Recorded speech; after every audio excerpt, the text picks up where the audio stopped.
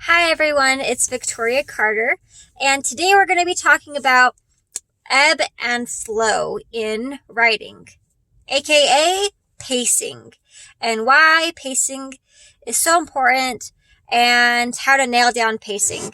Now, I just want to have like a little preface here. I am no expert in pacing, but I do want to share with you some things I have learned from one of my favorite fantasy series, and I'm sure it's yours too, The Lord of the Rings. I feel like they do an excellent job in pacing. Now, for the sake of this video, I'm going to be talking specifically about the movie because I feel like most of you have watched the movie, even though the books have been out forever. And also, spoiler warning. Okay, so, one thing I want to start with The Lord of the Rings is the part when they are in the mountain. Now, in every single scene, we should have some kind of conflict. We learn that in basic writing 101 classes. Like, there should be a motive, there should be something stopping that person from getting what they want, etc., etc. And a lot of this can translate to the big screen, but some of it can't, especially if there's internal problems, there's stuff that the character is working through emotionally. That's not going to translate as well to the silver screen. Isn't that what they call it? But the specific scene I want to talk about is when they are in the mines of Moria. So the scene starts off when they are waiting outside the mines. Now, there's a problem. They can't get in. They don't know how, and they're trying to figure out the password to get in. So this is like the slowing down moment. They're talking amongst themselves. They're kind of whispering a little bit. Frodo has a slight conversation with Gandalf about their adventure so far. And this is important because in real life, after something happens, people tend to try to process it and try to find sympathy with other people that they feel like they can relate to and that they can feel like will understand where they're coming from, so they don't feel as lonely or as isolated because of their experiences. Now, the next thing that happens is one of the hobbits throws a rock into the water and wakes up the water beast right as the door opens. And so there's this push and pull between, do we go outside? Because there's like, they open the door and they find what was a war zone essentially. And then they are like, oh, this is bad, this isn't a good thing. And they try to get out. The monster's awake and they're forced in. That's a really high action sequence. And the action sequence ends with the rocks falling onto the door, and that's the end of the sequence. So that's like fast-paced, heart beating, characters are freaking out. And then they start their slow trek through Moria. And then this is the low, like, moment where they're talking about what's going on, what can we expect in this place. It's a new setting for them. And there's new conflicts because they're scared of the unknown. So even though it's like a low action moment, there's still conflict.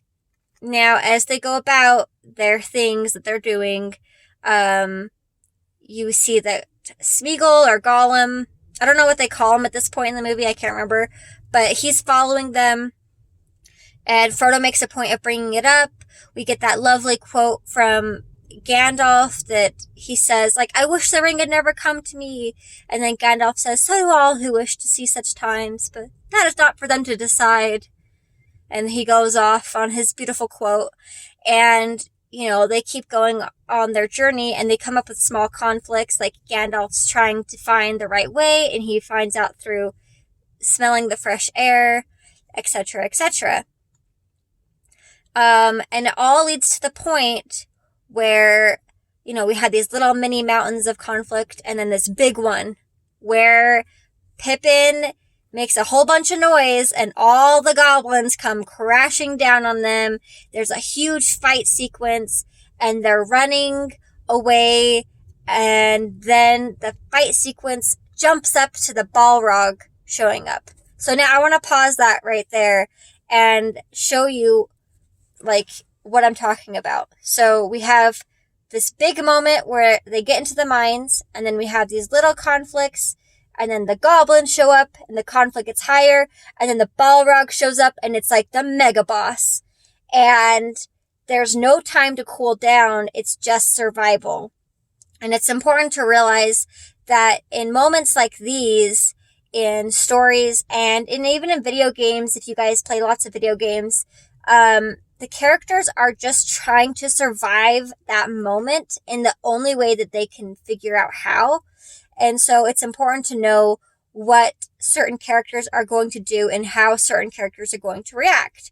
So, for example, Legolas, he's an elf, and Aragorn, he's lived for a long time. He's one of the Dunedain, I think, and they're both warriors, so is Gimli. So their solution between fight, flight, and freeze is going to be fight, because they know how to do it. It's something that they're comfortable with. I can't talk. They have weapons. They know how to use them, etc., etc. The hobbits, they are, I feel like, more between freeze and flight. They're more prone to run away from a problem because they've never had experiences like this before. They don't know what to do. And you can see certain moments when they're running from the Balrog that they kind of freeze a little bit. And that is to be expected. So when you're writing really, really highly intense moments for your characters, they don't have to be being chased by something for this to work, but you have to take into account how their past experience is going to help them or hinder them when something big happens. And I feel like that this is something with the ebb and flow of a story and the pacing that can really throw pacing off. If a character who has never had any kind of combat training is suddenly like slicing their way on the front lines through like the wall of bad guys, it's not going to feel realistic, and it's going to come off as kind of like the bad guys aren't tough enough, or it's not going to feel, it's not going to draw your reader in. So you need to make sure that if you're going to level up your hero, these are the moments to do it, but they're not the moments where the hero has to shine alone and completely. And these are the moments where you start seeing the hobbits fight. So later in the movies, when they're in those big battle sequences, they are now used to being in serious, stressful circumstances, and they're willing to fight instead of freeze or run because they've been through the situation with the Balrog. Now, the last thing I want to point out in the pacing of Lord of the Rings, of this specific part, is when Gandalf stops and says, "You shall not pass," to the Balrog. This is a slow down moment in the pacing. This is a moment where suddenly it's not about survival of themselves, it's about survival of their friend, and they're turning the narrative onto their love and their willingness to go after the Balrog and after Gandalf to save him, and then having to run away.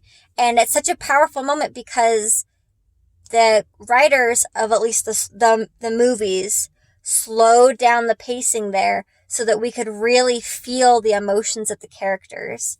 Because an important thing to know with pacing in a novel is if you're making the pacing really fast, you can't process people's emotions. Because when people are in stressful situations, they're not thinking emotionally as much as they're just thinking about survival.